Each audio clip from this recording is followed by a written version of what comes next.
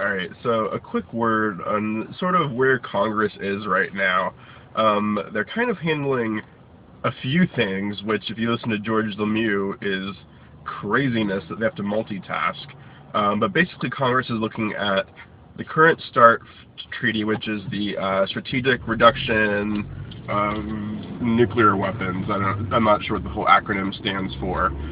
But anyways, basically getting to a place where both we and Russia, lower the number of nuclear weapons in our stockpile, which is a good idea. And that's running into resistance. And then there's this Obama tax compromise, which has been labeled the Obama Compromise as a way for Republican Tea Partiers to not support it because it has Obama's name in it, so clearly it's awful. And basically what the compromise is an extension of unemployment benefits for 13 months, but a extension of tax cuts, including tax cuts for the wealthy, for 2 more years. So the wealthy get tax cuts for 2 years, while the unemployed get benefits for 13 additional months, which seems a little bit skewed. And it was great on Friday seeing Bernie Sanders for over 8 hours filibuster. He basically stood up there, and not like filibuster like read out of the phone book. Like, he got up there and was clearly talking about the socioeconomic reasons why giving tax cuts to the upper 2%, 5% is counterproductive both to deficit and to job growth and to our fiscal strength as a nation. And I watched a good 45 minutes to an hour of it, and it was great. It was great to see somebody take a principled stand. And one of my friends came back and said, well, he's,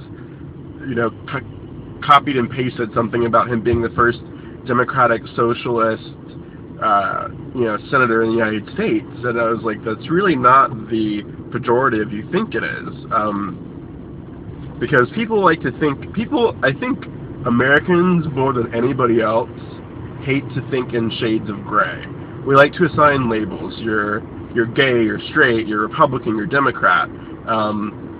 And then once you've got that label, we don't like to fudge. And so when you say democratic socialist, people think of Stalin and Hitler, and no, those were fascists. And yes, there are socialist dictatorships, but really what democratic socialism is if you look to places like, any of the Nordic countries, Sweden, Norway, Finland, and a bunch of European countries, it's where the rich pay, instead of paying 35 or 38%, they pay 48%. And everybody pays more in taxes, and yet everybody gets more back. Everybody gets, your health care is all paid for. College in a lot of countries completely paid for by the state. Vacations, yearly vacations for 2 or 3 weeks, completely paid for. I mean, completely paid for. They have paid maternity leave. Some countries have child grants where the government gives you financial assistance when you're having a kid. And none of these countries have collapsed. A lot of them have very good industries. I mean, if you've ever purchased a Volvo or a Saab, you've purchased a Swedish product. If you've ever gone to IKEA, you've purchased Swedish products. So the idea that the sort of high-taxing democratic socialism ruins any sense of capitalism. I mean, we are much more likely to have purchased something from IKEA or from Volvo or Saab than somebody in Sweden is to have purchased something made by Thomasville Furniture or Pier 1 Imports or Chevy or Ford. I mean, the thing is that when you create a good product, no matter where it is, you can market it. And so this idea, people like to think that socialism is, higher taxes, more money for the lower classes, therefore they don't feel encouraged to work, blah, blah, blah. It's like, no, no matter what tax, kind of scheme you have, no matter what kind of government or socioeconomic policies you have, there will always be people who just don't want to work. I am around people like that who just have absolutely no desire. I mean, they could be living out on the street in a homeless shelter. Doesn't matter. They just don't want to work. It has nothing to do with, unemployment benefits or, Social Security. It's just they just don't want to work. And it is what it is. It has nothing to do with the government type. And it's really great when you actually look at the empirical evidence. I was looking at a chart that plotted growth in this country, and the idea that lower taxes brings better growth is actually the opposite. When you look at empirical, and I know it's hard because people like to look at our gut, and a lot of people like to cite wealth creation, and a lot of times when they're citing that, what they're really saying is, well, because we lowered the tax rate on the top CEOs, they were able to earn, a couple extra billion this year instead of, a couple extra million. And so when they talk about wealth growth, they're really not talking about the expansion of the middle class or the financial stability of the middle class, which is the bulk of America. And I've said it before, and I'll say it again, that a lot of Americans, I would usually label them in the independent/conservative groups, want to keep taxes low because of this sort of psychosis whereby they believe they will eventually make it into that top tax bracket. And a lot of times it's people, with no college education, no marketable skills. I mean, it's people who really just think that a miracle is going to happen one day. I'm going to become a millionaire or a billionaire, and I want to have my taxes low. But those same people would largely benefit from higher taxes on the rich, that increased stability of Social Security and unemployment benefits. Those things would all benefit them. And so it bothers me when people just throw out statistics like 60% of American people agree with the current tax compromise. And it's like, well, did you sit down and explain to them really what was going on? The fight is not over the middle class. Middle class tax cuts are going to happen. The problem is that Republicans don't want to vote for that unless tax cuts for the wealthy are also included. So if the top 2% don't get their cuts, some Republicans are willing to vote against it. And it's because they know that tax cuts for the wealthy on their own can't be argued for. I mean, there would be very little American support. I mean, the same 2% who would get those tax cuts would probably support them. That if you sit down and explain to people that, doing away with the estate tax would only benefit 6,000 families, but it would cut X amount of millions and billions out of tax revenue, they'd think, why should a family be able to pass down that kind of money, perpetuate that kind of income inequality without it being taxed? I mean, that doesn't make sense for, Jack Welch or Steve Jobs to just kind of pass on money that wasn't earned by their children and just pass it along. Just say, yeah, we're not going to tax that. The estate tax helps generate money, and I know it doesn't sound fair to some people that, if my parents made that money, it should be mine. But it's something that it's a tool we have for generating revenue. And I think, the logical end to Tea Partiers and all these other, criticisms of taxes is, well, is it fair that we pay taxes at all? I mean, should we have to pay taxes? And so, look at empirical evidence when you're looking at stuff like tax cuts. See who's really affected, who are we really fighting over. Because Democrats, and Mitt Romney put out an op-ed. He was talking about, true supply side won't kick in unless we make these permanent. But what we've seen over I take the Clinton administration and the Bush administration as my two reference points because those have happened during my lifetime. And during the Clinton administration, we had higher taxes. It was the pre-Bush tax rate.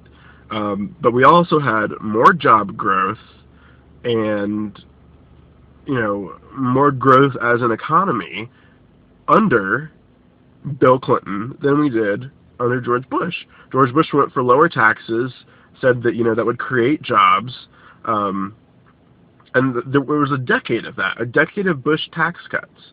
And some people like to say, well, what about Pelosi?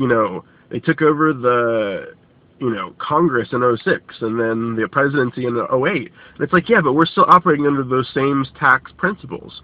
So nothing's changed. I mean, Obama's tried to do stimulus, and he's trying to correct what went wrong under Bush, but when you have 10 years of tax cuts, that's a problem. And so, I beg people to be informed, and not from,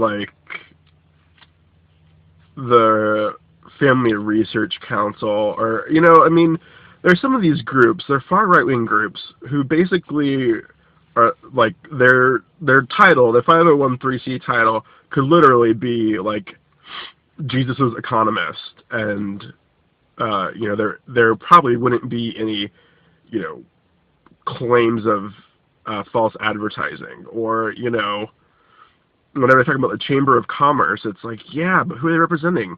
Millionaires and billionaires. I have absolutely no problem saying that tax cuts for the wealthy directly benefit the wealthy.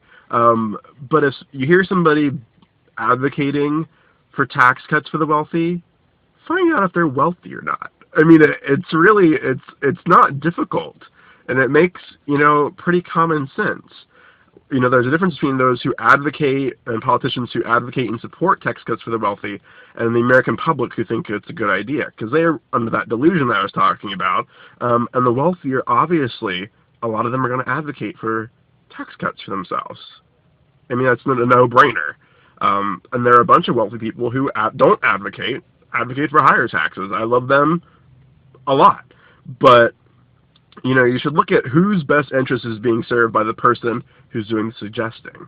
So that's important. And then there's, of course, Don't Ask, Don't Tell, which is, it was under the Defense Appropriation Committee, or, Defense Appropriation Bill, and it got voted down. And then they're trying to bring it as a separate, standalone bill. We'll see if it passes.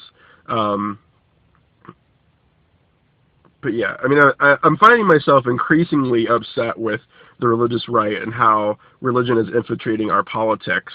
And, the Family Research Council, Tony Perkins, they were put on the Southern Poverty Law Center's hate group list. And I'm not sure that they deserve the same degree of hate ascribed to them as the KKK or neo-Nazis. But to listen to, what Tony Perkins says, I'm sorry, that's hate. That's discrimination. What you're saying has no